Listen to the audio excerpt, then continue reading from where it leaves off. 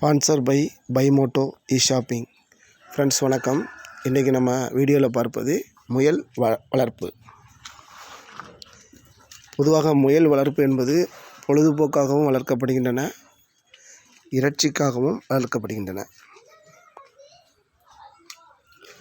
இந்த முயல் வருடத்துக்கு 6 முறை குட்டிகள் ஈனுகின்றன.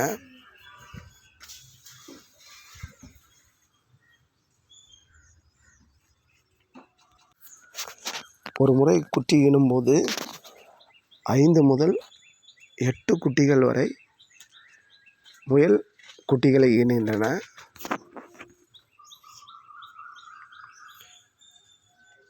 அந்த குட்டிகளை 5 வாரம் வரை தாய் முயலிடம் இருந்து நாம் பிரிக்கக்கூடாது.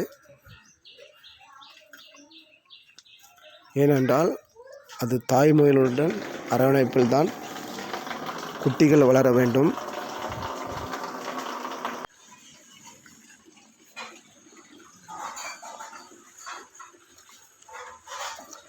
பொதுவாக தினமும் 2 வேளை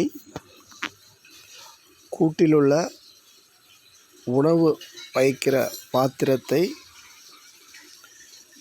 2 முறையாவது கழுவி வைக்க வேண்டும்.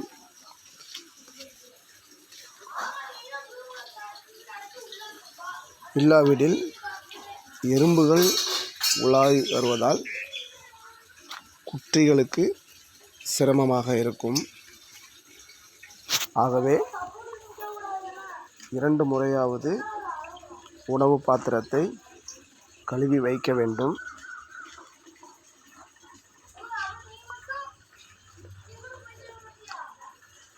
இரண்டு மாதங்கள் முடிந்ததும் கறிக்காக முயலை நாம் விற்கலாம். பாருங்கள், இந்த வீடியோவில் பார்க்கும் அந்த முயல் குறைந்தது ஒரு 3 கிலோவுக்கு மேலே இருக்கும். அதற்கு உணவாக நம்ம என்னெல்லாம் வைக்கலான்னா, கேரட்டு, பீன்ஸு,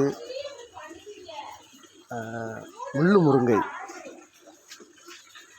இந்த முள்ளு முருங்கை இலை அதற்கு ஒரு சிறந்த உணவாக இருக்கும்.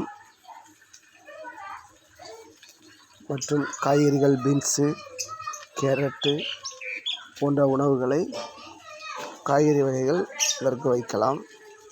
சிறு துண்டுகளாக வெட்டி வைத்தால் நல்லது.